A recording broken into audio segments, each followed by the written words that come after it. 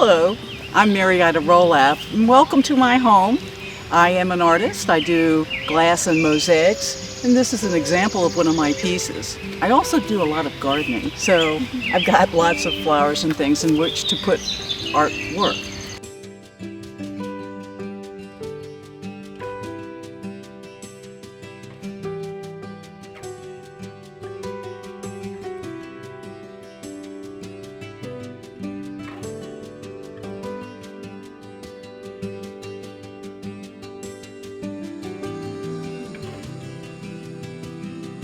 I'm here with Bea Poulin and her granddaughter in order to do a mosaic that Bea has wanted to do.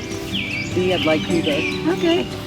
Well, I'm very happy to be here today with my granddaughter Ghislain O'Melia, and under my mentor's guidance, I've been working up a design, a beautiful mosaic. I hope it turns out to be everything I think it will be. And we're very excited to be part of this Learn and Share series to show people what they can do with items that you may not think about using for mosaics. I think you'll really enjoy this class. Come on into our studio and so you can see what we're doing and how we go about doing that. Hi, welcome to my mosaic studio. One of the things about a mosaic artist is that nothing gets thrown away. We keep everything. Friends of ours who have interesting plates that they break, bring them to us, and we are very grateful. So we will have done some demonstrations or will do demonstrations, and notice I collect everything. And it will be used somewhere, somehow. And if you look around my studio, I have, and in a minute you'll be able to see, I have stuff everywhere. And I sort of organize them into colors or shapes or whatever, and they're all here waiting to be used.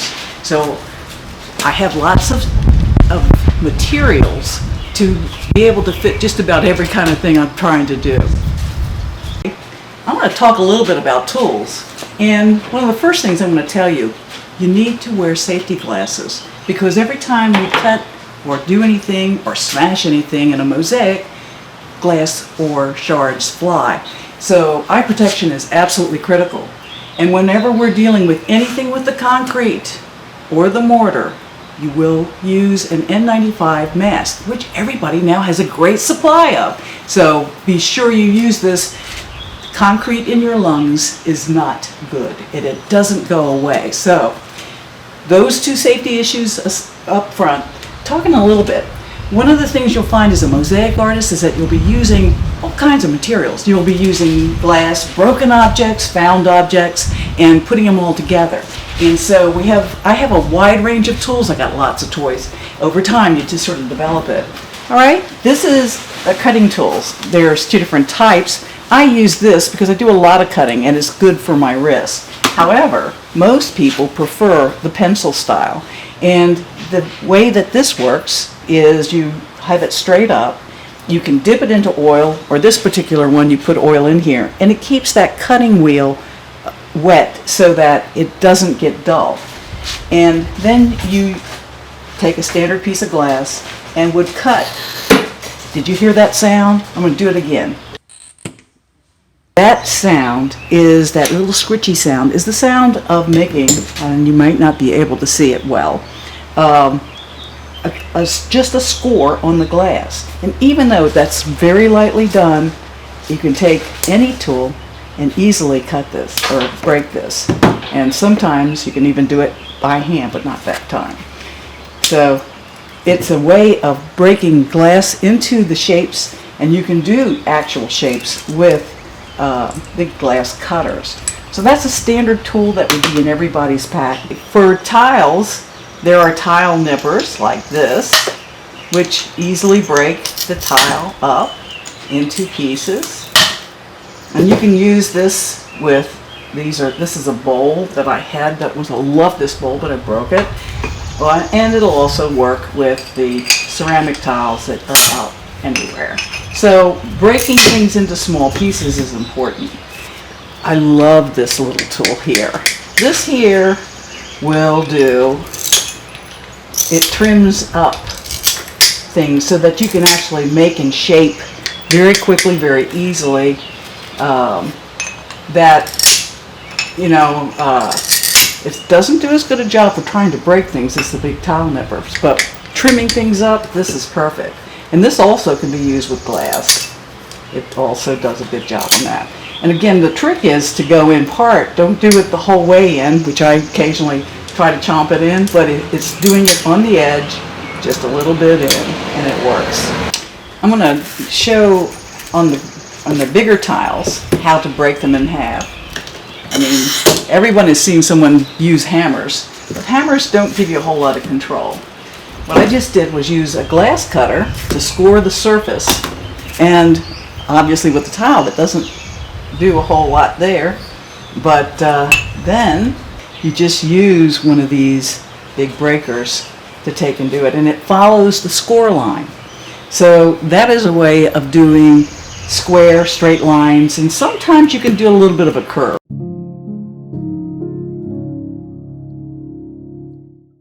What you're going to see today is a project that Bea has been thinking about and has worked on for a while. And we originally started out, and the idea was to create a table.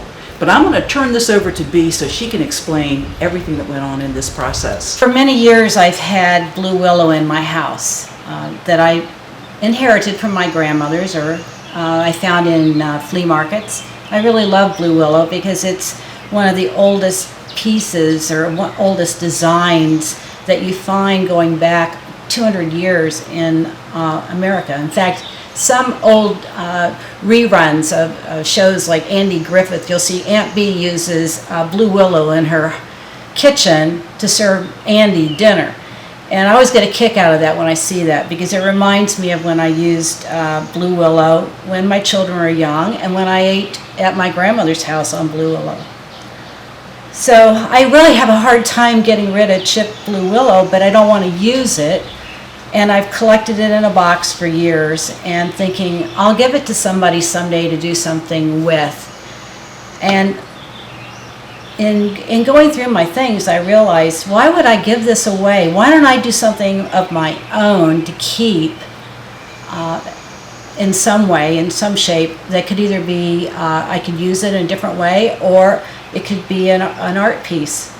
So I talked to Mary Ida about doing a tabletop, and I really thought I would do a tabletop. And this was my original design, thinking that I would just lay like a place setting and create a table that looked like a place setting of Blue Willow. And after looking at it for a few days, I realized it was very boring to me. It just didn't do what I wanted to do. And I also had some problems with talking to Mary Ida about it.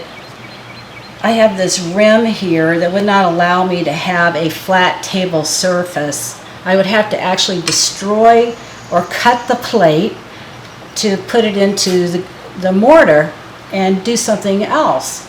And that's what got me thinking I could create a new design or use symbols in the Blue Willow to create something different than just a place setting.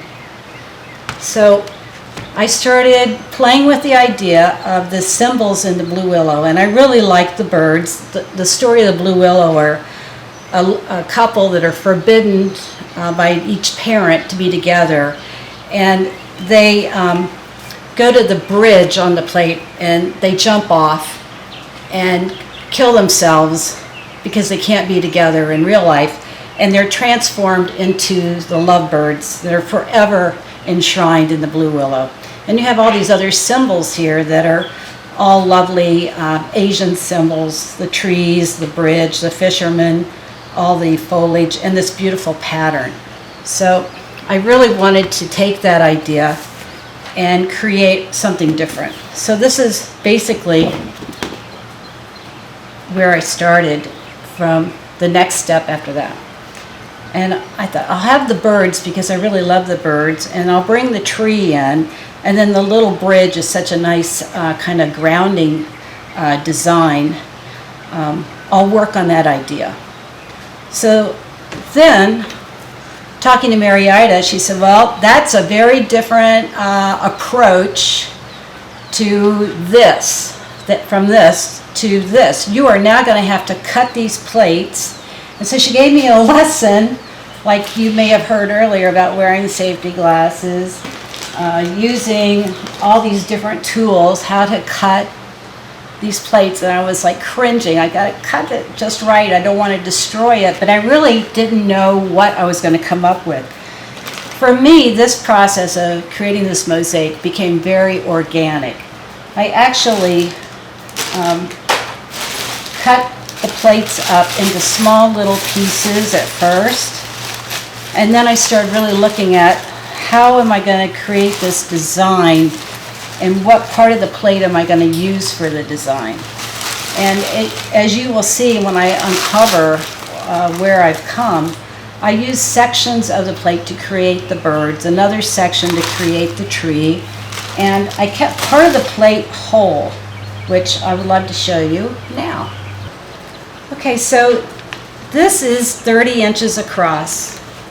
It's much bigger than that plate, but I've taken the design elements that I really like, the bird, the two lovebirds, the bridge with the fisherman on top here, and the tree, this tree, starts here and comes up. And then I've taken the center of these little plates and cut them out, and they're in here as part of the tree. And the center of the large plate becomes the main part of the tree and a grounding point under the bridge. And the birds are a combination of all these little pieces that I've cut.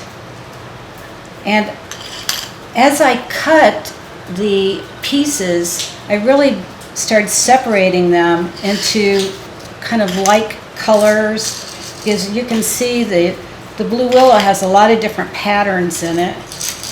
And each Blue Willow plate is not a perfect replica of the previous plate because they were created at different times. My collection is from Japan, occupied Japan.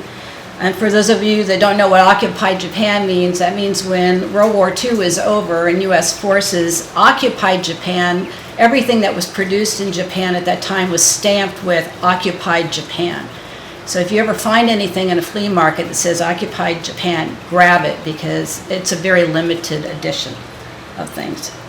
I have some American Blue Willow also, but my favorite is the Japanese, and it is also the most brittle. So each of these has a little different consistency to it. Some of it's really thin, and some of it's a little thicker. So I really had to think about that, and I kept asking Mary Ida, is this going to work if I have different thicknesses of the plates?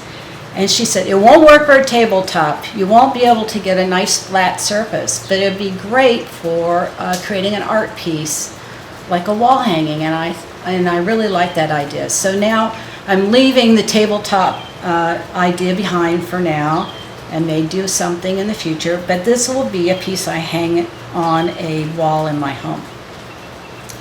So as I'm cutting these pieces, I'm separating them, and I'm creating my own kind of palette. If you think about a painter who's putting the blue here and the white here and the green here, I'm putting like symbols or like colors of the Blue Willow in different places as I'm building up my design.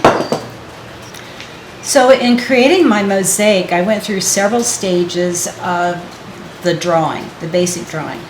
I started with my small idea. I used my plate constantly to keep in my mind what I wanted the final bird to look like, and the bridge and the tree. This was really my guide.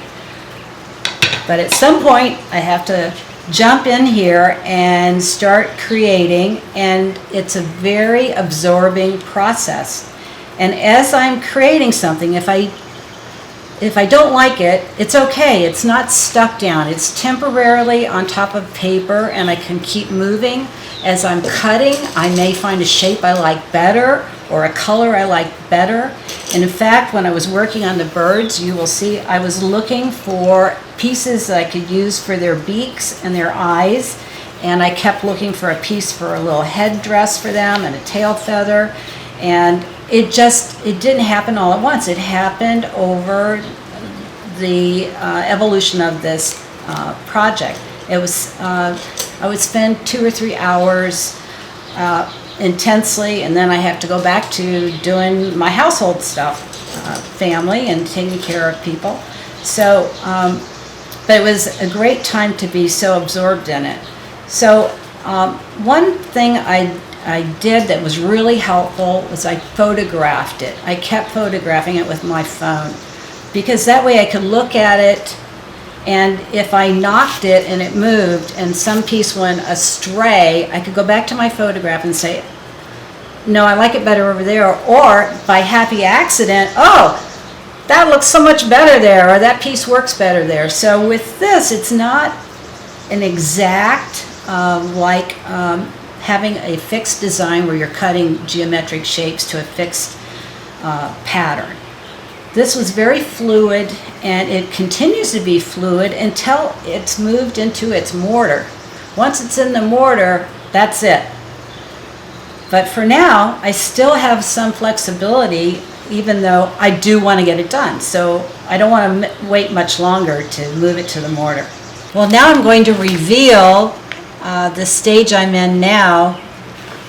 And here we go. These are several days of putting this on top of the mesh, moving it from here over to here. And you can see all the cutting and placing I've done. And in addition to the Blue Willow, I bought these beautiful little button tiles in 4 different colors to use to fill in, to act as a background and as a border for my Blue Willow wall hanging. So the important elements in my design for me were the bridge, and I built the bridge here. That was where I started, and I have my center part of my plate, kind of as the grounding element, but I cut the outer rim of the plates because I love this nice horizontal line that I could create that bridge that you see down here.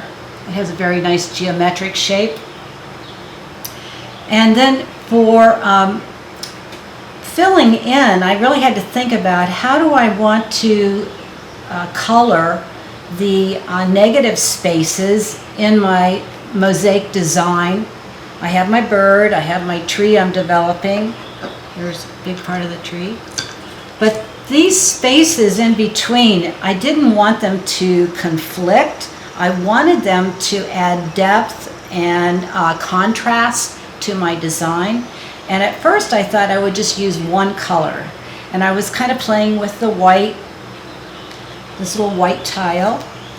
And then I found the gray tile, and then I found this pretty blue, and I actually had Mary Ida had given me a sheet of the cobalt blue, and I just started playing with it, and I ended up deciding that the blue would represent kind of the sky area behind the bird and the trees. The gray would just kind of fill in for land, or just a nice negative color that you really wouldn't see.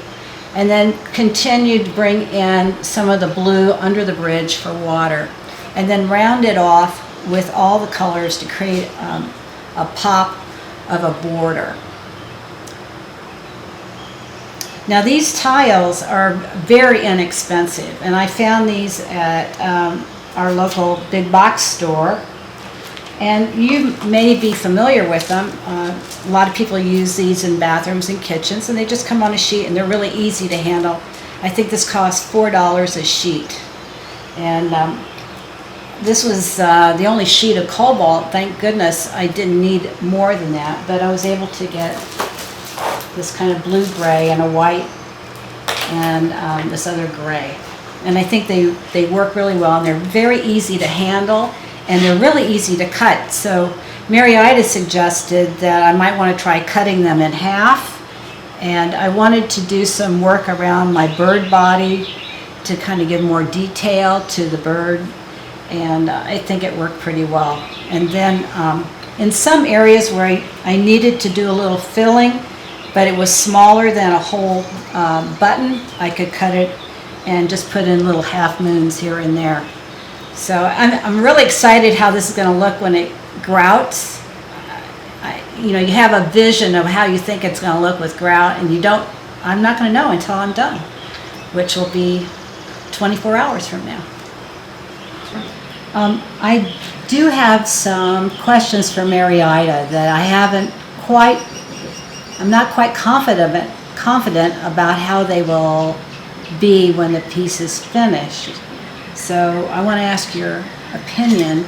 You see I've got some movement where over here I have a really nice flat surface like I would have for a tabletop. Here I've got a little rockiness and a couple pieces, and I want your opinion on how that will turn out, or what if I should do something to change that. Okay. Well, when we originally talked about this, it was going to be used as a tabletop, and we were talking about making it able to be stored in the winter as an art piece. And we decided to actually turn it into an art piece over time, simply because the table itself was very, very thin, and this would be pretty heavy for the particular table frame.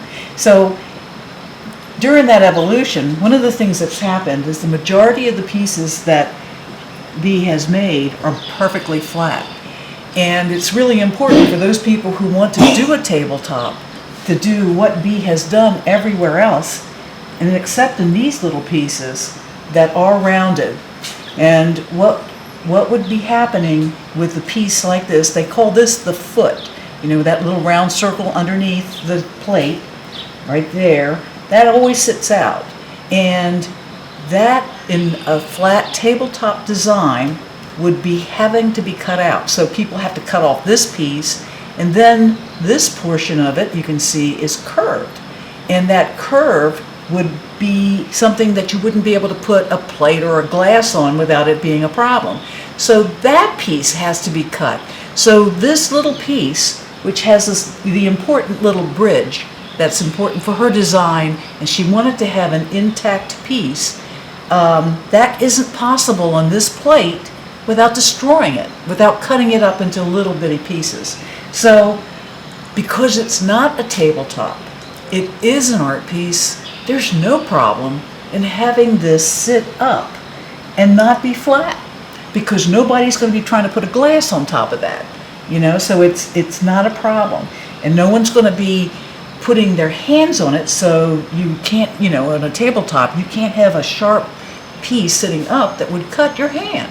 So this would be something that you wouldn't want to rub your hand over, even when it's set up, but is perfect for art piece, you know. And if you had something where you were really concerned that little kids or somebody would still come touch it, all you would have to do is use a diamond file, wet diamond file, and do these edges. You could round off these edges and have them set up so that you would have something that wouldn't cut anybody, but it would still sit up physically. So I like your idea of leaving some of the important elements, the two lovebirds, these lovebirds, and this is the only place, because again, it's on that curve, and it wouldn't work for flat space. This is the only place it's done. And the plate, it's up here in the curve. In the curved place, so it's very, very curved. You can see the profile of that. So the birds would never be able to be seen whole unless it's actually done this way. Okay, earlier I talked about photographing my Blue Willow mosaic in stages, and at some point I started capturing what I really wanted to happen, and using my phone as my marker is really helpful.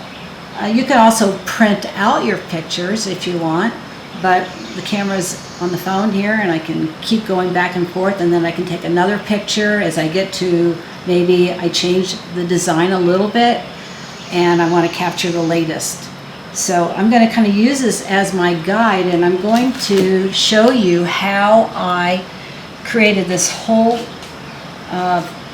piece on the mesh by moving each piece one at a time into place on my design here. And I've got this nice border as my mark, kind of my guide to know where I need to stay. And I'm also looking at creating enough space between each piece so that when I grout this, everything gets a nice surround of grout so it holds it in place forever.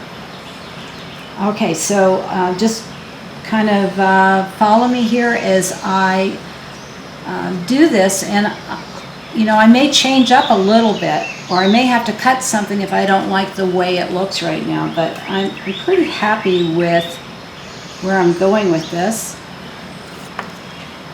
And I've cut pieces that kind of have the shape, organic shape that I'm looking for, because I'm creating the bottom of the tree that has a lot of vegetation around it. And I'm looking for a way to kind of ground the tree into my bottom line here.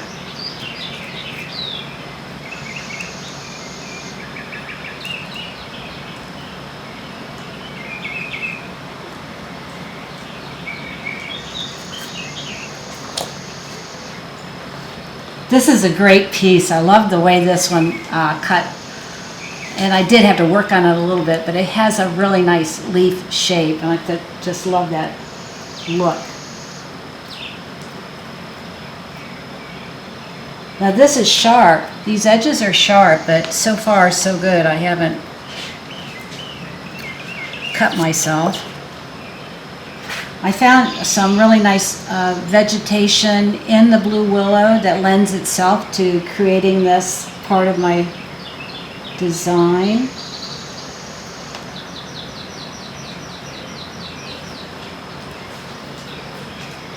What I have underneath the mesh is my tracing, and it's really helpful. It's really critical to have that as your guide, or you can get thrown off real quick. And I may still get thrown off, but looking at that.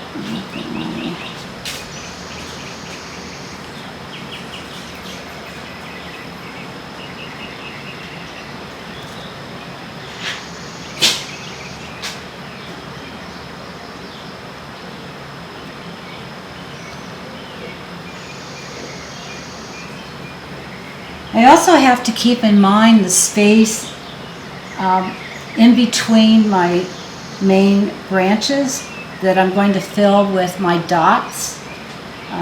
The dots are the very last piece to go in, but I kind of need to have a couple markers here so that I just remember, okay, don't fill that whole space up, because you need that negative space to help the tree stand on its own, as well as the birds to be on their own in the air. And the negative space in your design, I think, is really important, unless you're doing a traditional mosaic piece that you might find in Mexico or the Middle East somewhere, where everything is very tight, thin grout lines. The grout lines in this piece are not equal. And I hope that works for my overall design. I think it will.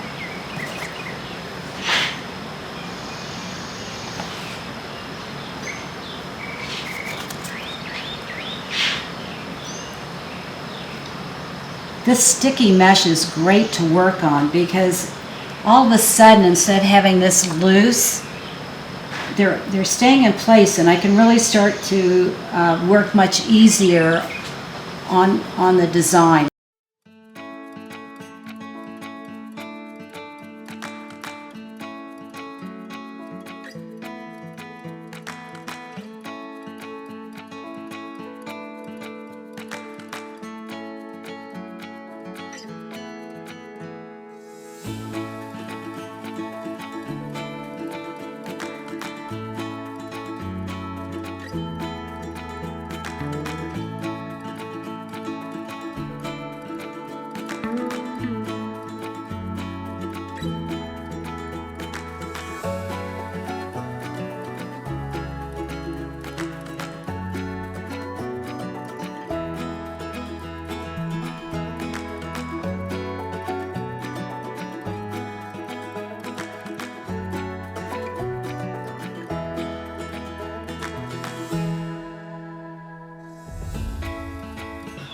I found this great little set of, it's like a tweezer for jewelers.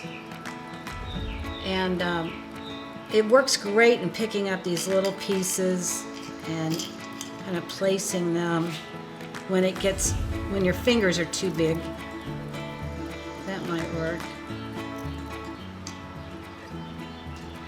Another thing I do is when I'm working on the design, I'm so close to it, I have to step back and kind of blur my eyes and look at the shape and the color. I'm trying to get a little shadow in here on my tree trunk. And so you have to stand back and kind of look at it, blur your eyes, and then go back to it, because if you're just focusing on one piece all the time, one area, then you're losing kind of control for a minute of the overall design, and you want it to work. And like I said, it's new to me, but I mean the basics of painting and sculpture are all in here. You want, in sculpture they talk about the envelope, how it's going to look in 3 dimensions, and this is really a low relief sculpture to me. It'll hang on a wall, but it does have dimension to it. So I'm not going to see much change, but the color is going to build the dimension for me. I've found that working on mosaics is no different than working on a painting or working on a sculpture. And I have my bachelor's degree in art, so of course I was trained in all of those. I'm not great at any of them, except I love photography, but this is really representational of low relief sculpture to me, because it has depth to it, and I'm achieving the depth through color and shape and my pattern.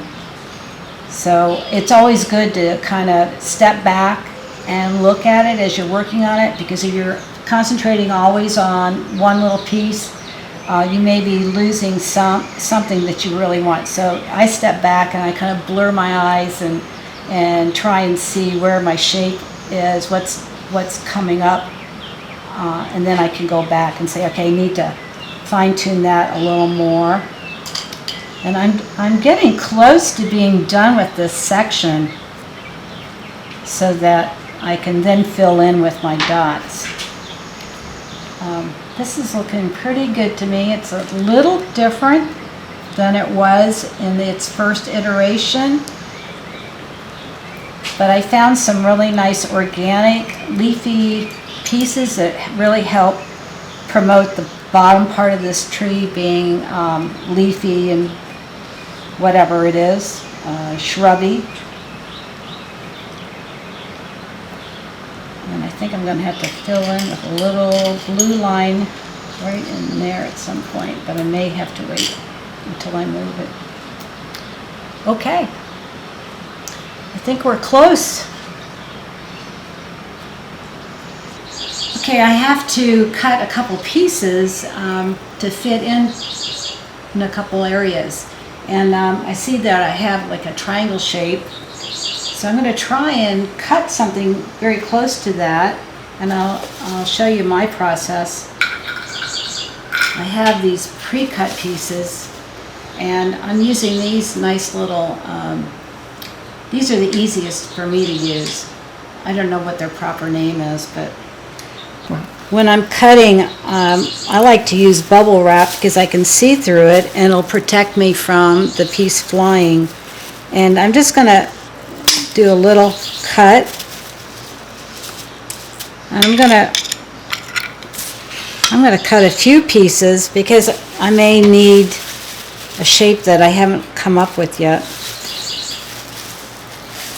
And the glasses, or the pottery, is very old and it's a little brittle, more brittle than probably more recent china that you might find. This is porcelain, but it's very old, so it's brittle. And you can see my nice little images there. I'm looking for organic shapes in the Blue Willow, and these all have a nice kind of vegetation. There's the bird wings that really, if you turn them around so you don't really see the bird face, you could use them for something. And then I've got this nice architectural gritty design.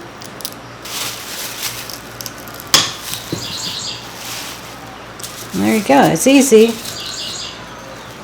I'm going to see if I can work these into a couple areas where I need a couple more pieces.